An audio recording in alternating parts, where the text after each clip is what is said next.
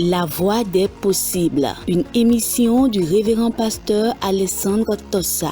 Jésus a entendu tous ces gémissements, toutes ces lamentations, il les a entendus. C'est pourquoi il m'envoie vers toi pour te porter son message. Ne crains pas, crois seulement. La Voix des possibles, l'émission par laquelle l'impossible de votre vie se transforme en possible. La Voix des possibles, c'est tous les mardis à 21h30 sur la télé évangélique. En ce moment même que tu m'écoutes, tu verras la présence de Jésus-Christ dans ta vie. Reçois ta guérison, tout simplement. Maintenant, au nom de Jésus. Suivez et soyez toujours connectés à Christ pour la transformation de votre vie.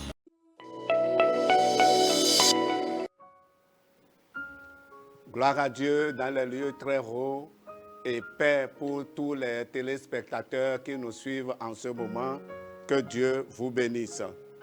Le texte que nous avons à partager ensemble aujourd'hui se trouve dans Osée, le chapitre 8, le verset 7.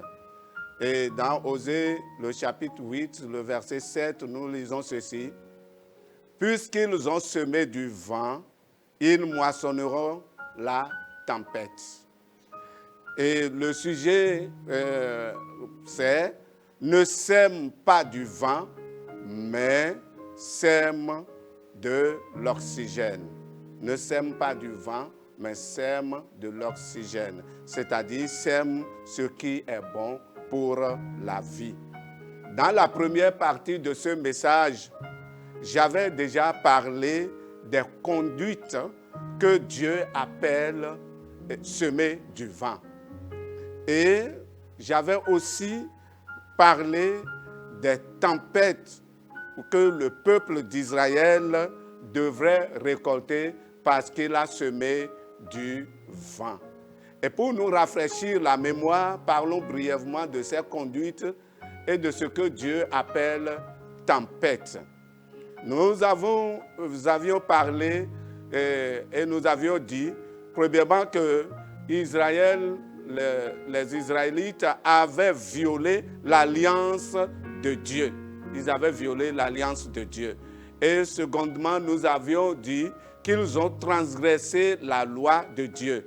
Troisièmement, nous avons dit qu'ils ont rejeté le bien que Dieu leur enseignait. Quatrièmement, nous avons dit ils ont refusé de se purifier. Et cinquièmement, nous avons dit ils se sont donnés à l'idolâtrie. Et l'argent que Dieu leur a donné, l'or que Dieu leur a donné, ils l'ont utilisé pour les fabriquer des idoles et adorer des idoles. Sixièmement, nous avions dit, ils ont oublié Dieu. Ils agissent comme si Dieu n'existait plus, comme si Dieu n'existe pas du tout. Et voilà, c'est toutes ces conduites-là que Dieu avait appelées semer du vent. Se comporter de cette manière-là, c'est semer du vent. Et nous avions parlé des tempêtes qu'ils devraient récolter, que Dieu a dit qu'ils vont récolter. Premièrement, c'est les tempêtes des ennemis. Les tempêtes des ennemis seront exposées aux ennemis. Deuxièmement, c'est les tempêtes de la famine. Ils seront exposés à la famine, à la disette. Troisièmement, c'est les tempêtes du souvenir. Il est dit, Dieu se souvient de leurs péchés. Et quand Dieu se souvient de leurs péchés, c'est le châtiment qui suit. Et quatrièmement, ce sont les tempêtes de l'Égypte. Et ça rappelle la souffrance que leur père avait endurée en Égypte. Et donc, quand on sème du vent, on récolte la tempête. Et c'est ce que Dieu a dit. Et c'est pourquoi il ne faut pas semer du vent. Il ne faut pas semer du vent. Et si on ne devait pas semer du vent, qu'est-ce qu'on devait alors semer? Et c'est à cette question que nous allons répondre dans cette deuxième partie du message, du sujet, mais c'est-à-dire sème l'oxygène. C'est la deuxième partie du sujet. Ne sème pas du vent, mais sème l'oxygène. Maintenant, aujourd'hui, nous allons parler de semer de l'oxygène. Et j'avais donné l'exemple de l'hôpital où on place une bouteille d'oxygène aux malades dont la respiration devient critique, histoire, si cela était encore possible, de lui donner les moyens de requérir ses forces, sa respiration normale pour vivre. Et donc, semer ici de l'oxygène, c'est une image. Semer l'oxygène, c'est une image que nous donnons, c'est-à-dire sème ce qui donne la vie, sème ce qui est favorable au bien-être, sème ce qui évite la moisson des tempêtes. Et citons quelques-unes de ces graines qu'il faut semer pour la vie. Premièrement, il faut semer le bien. Il faut faire le bien. L'épître de Jean, 3e épître de Jean, le chapitre 1, le verset 11, la parole de Dieu dit, « Bien-aimés, n'imite pas le mal, mais le bien. Celui qui fait le bien est de Dieu. » Faire le bien, celui qui fait le bien est de Dieu. Israël a rejeté le bien, mais toi qui m'écoutes, fais le bien, sème le bien dans ta vie pour récolter le bien. Galates, le chapitre 6, le verset 9, nous exhorte en ces termes et dit, « Ne nous lassons pas de faire le bien, car nous moissonnerons au temps convenable si nous ne nous relâchons pas. » Sème le bien et au temps convenable, tu moissonneras, oui, les produits du bien. Et Romains nous enseigne et nous dit, Romains le chapitre 2, le verset 10 nous dit, « Gloire, honneur et paix pour quiconque fait le bien, pour le juif premièrement, puis pour le grec, fait le bien. Honneur, gloire et paix pour quiconque fait le bien. » C'est pourquoi il faut semer le bien. Toi qui m'écoutes, choisis de faire le bien et tu moissonneras honneur, gloire et tu moissonneras la paix au temps convenable. Que Dieu te donne donc la force pour que tu puisses faire le bien. Mais il faut avoir la volonté toi-même de faire le bien. Si tu étais dans le mal, sors du mal et fais le bien. Sème le bien partout. Et tu verras que tu moissonneras au temps convenable, comme la parole de Dieu nous dit. Deuxième graine, ton argent, ton or. Investis, c'est-à-dire sème ton argent, sème ton or que Dieu te donne pour la gloire de Dieu. Sème cela pour la gloire de Dieu. Utilise, investis ton argent pour la gloire de Dieu.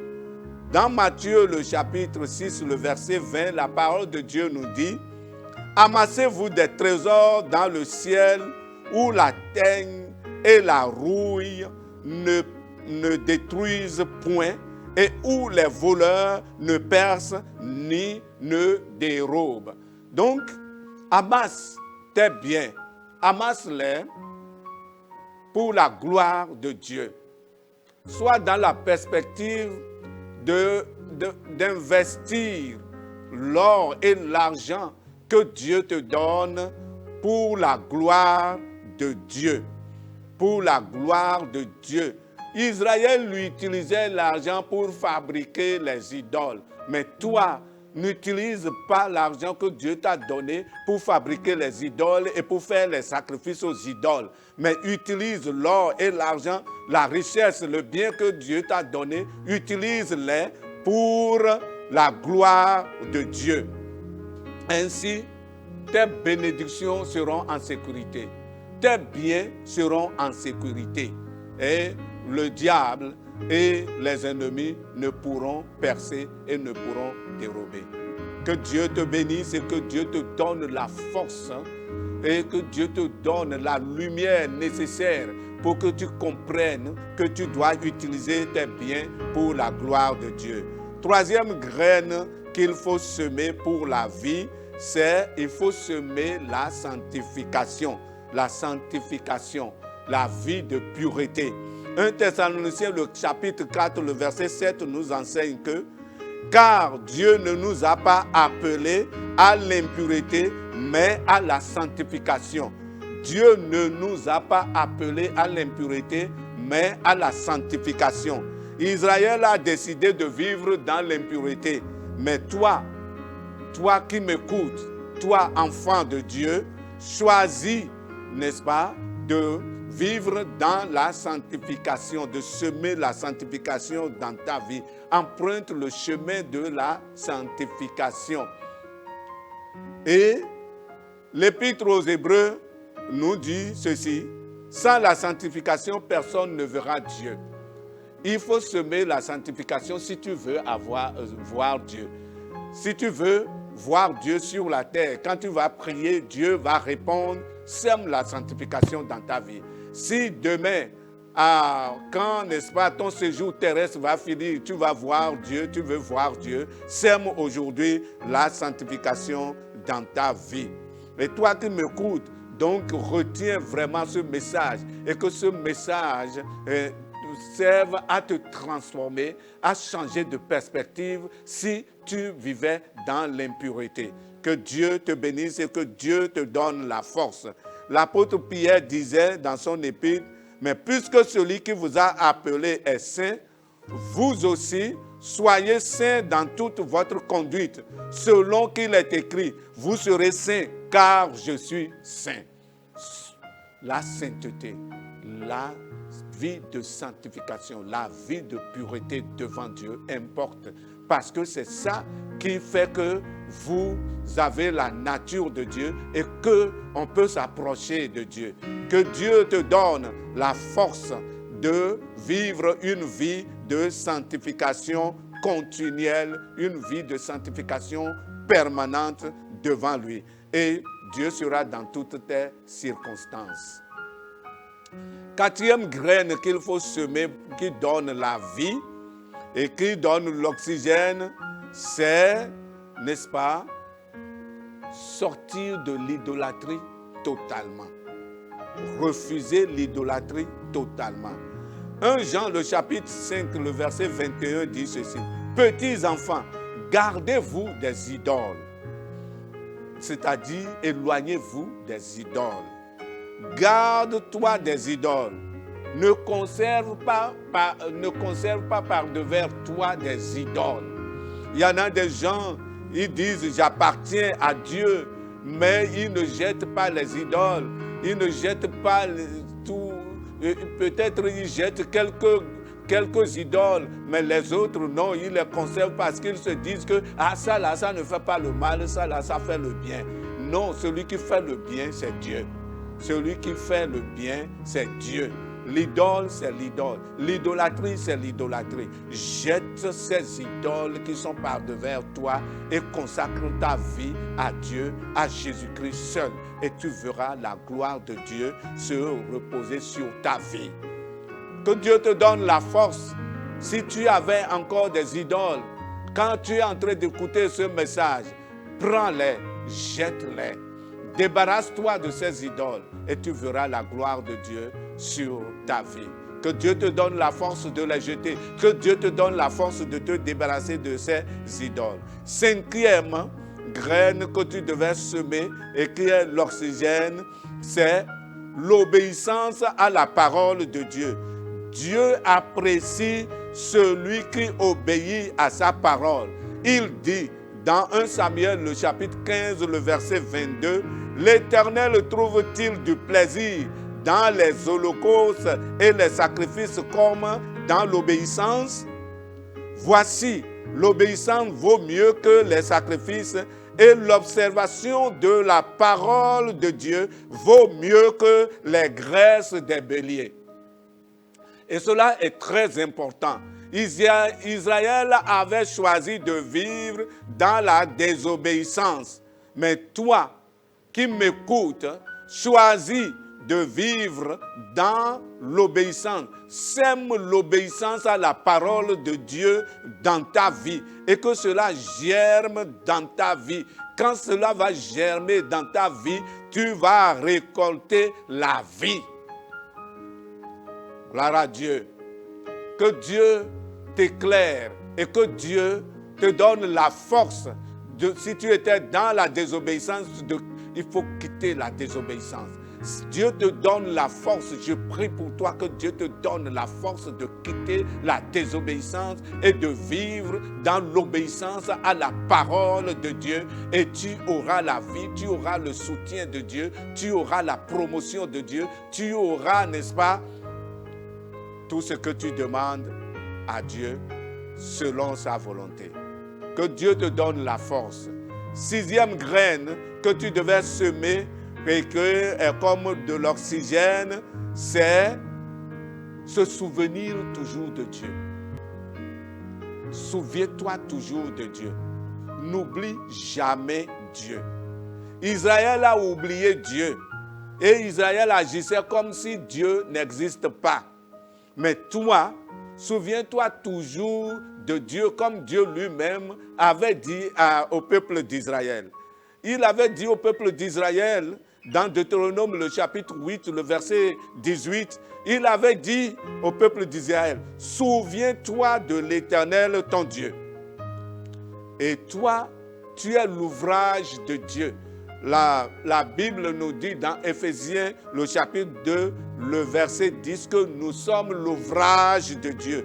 Et que tout ce que tu feras soit, n'est-ce pas, sous la direction de Dieu. Et que tu écoutes Dieu pour agir. Et que tu écoutes Dieu pour agir selon la volonté de Dieu, selon les paroles de Dieu, selon la direction de Dieu. Et tu verras que Dieu sera toujours avec toi. La parole de Dieu nous enseigne et nous dit que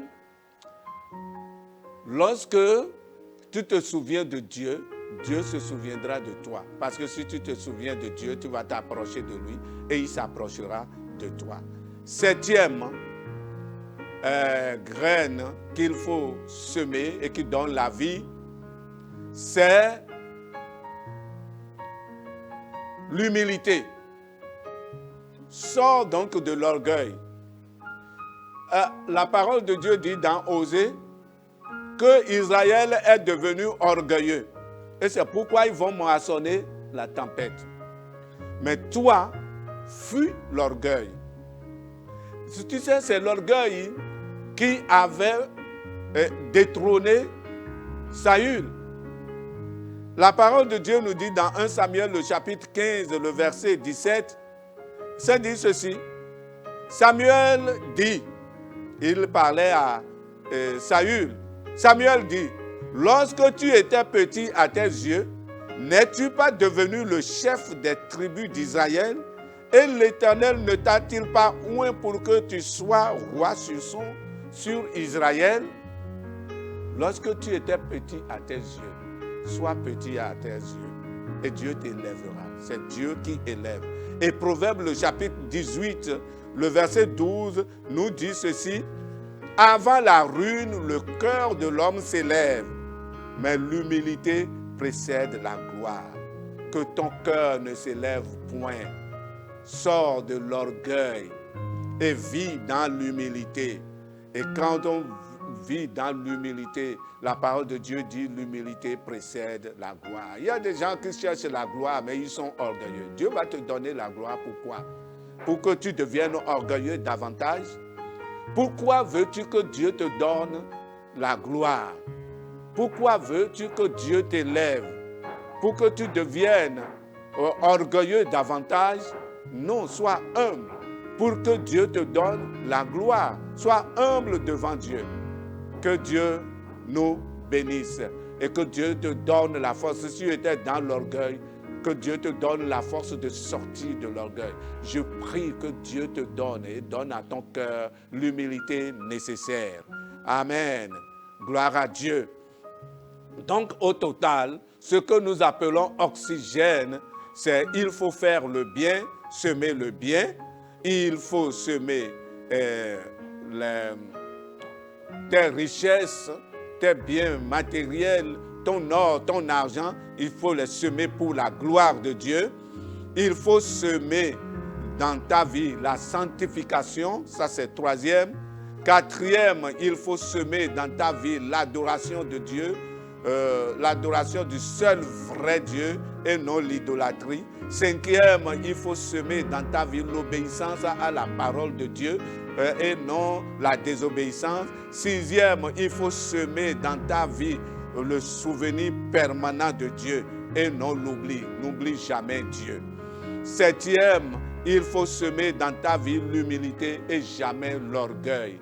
Et c'est tout cela que nous regroupons dans semer l'oxygène, ce qui donne la vie, ce qui donne la paix, ce qui donne la gloire, ce qui donne l'élévation, ce qui donne les bénédictions, ce qui donne la présence de Dieu, ce qui donne la vie et la vie éternelle. C'est cela que nous appelons semer de l'oxygène. Il faut semer ce qui, oui, te donnera donc la vie. Et toi qui m'écoutes, analyse bien ta vie. Ce n'est pas une pression que quelqu'un d'autre viendra faire sur ta vie. Ce n'est pas une pression qu'un pasteur, un dirigeant, un leader, un mentor va faire sur ta vie. Ce n'est pas une pression que tes parents vont faire sur ta vie. Parce qu'ils sont chrétiens, ils veulent que tu vives de cette manière et on est en train de faire la pression sur toi et chaque jour. Ce n'est pas ça là, c'est une décision personnelle que tu dois prendre si tu veux éviter les tempêtes de la vie, si tu veux éviter, n'est-ce pas, les châtiments de Dieu en tant qu'enfant de Dieu. Choisis toi-même, n'est-ce pas, de vivre pour Dieu, de semer l'oxygène, de semer ce qui donne la vie. Oui, choisis ce chemin-là et tu verras la gloire de Dieu sur ta vie. Amen. Je prie que Dieu te donne la force, que Dieu te donne la lumière, que Dieu brille, le Saint-Esprit brille, la lumière du Saint-Esprit brille en toi pour que tu puisses comprendre ce que Dieu est en train de te dire à travers ce message et que ta vie change et que ta vie soit transformée. Peut-être que ce que tu vis actuellement, c'est les tempêtes du vent que tu as semé. Les tempêtes du vent que tu as semé. Mais Dieu veut que tu quittes ces tempêtes et c'est pourquoi il te dit de semer de l'oxygène. Et tu comprends par ce message ce que nous appelons oxygène. Fais-le pour ton propre bonheur et pour la gloire de ton Dieu. Et tu seras heureux d'appartenir à un grand Dieu puissant, le Dieu créateur du ciel et de la terre. Et tu verras sa gloire, et tu verras ses grâces, et tu verras ses bénédictions. Que Dieu te donne la lumière nécessaire pour que tu comprennes. Amen. Prions donc le Seigneur. Prions le Seigneur ensemble. Dieu, que ton nom soit béni pour ce message. Je prie pour mon frère qui m'entend. Je prie pour ma soeur qui m'entend. Seigneur Dieu, éclaire-le par ce message et que s'il avait quelque chose à régler dans sa vie, qu'il règle et qu'il fasse le réglage nécessaire pour être conforme à toi, pour être conforme à ta parole, pour être conforme à ta volonté, pour que, Seigneur, il ne récolte pas la tempête, mais qu'il récolte la vie, qu'il récolte la paix, qu'il récolte la gloire, qu'il récolte l'honneur, qu'il récolte, Seigneur Dieu, tes bénédictions. Fais-le, Seigneur Dieu, dans sa vie. Au nom de Jésus-Christ de Nazareth, nous avons prié. Merci, Seigneur, parce que tu m'as exaucé. Amen. Que Dieu vous bénisse. Une fois encore, ne sème pas du vent, mais sème de l'oxygène. Amen. Et si vous voulez nous contacter, 01 97 06 79 08. Si vous avez besoin de conseils, si vous avez besoin qu'on prie, qu'on intercède pour vous, si vous avez même besoin de réponses à certaines de vos questions, contactez-nous, nous sommes disponibles pour vous répondre. À Dieu donc seul soit la gloire, l'honneur, la puissance, le règne dans tous les siècles. Amen. Et que Dieu vous bénisse.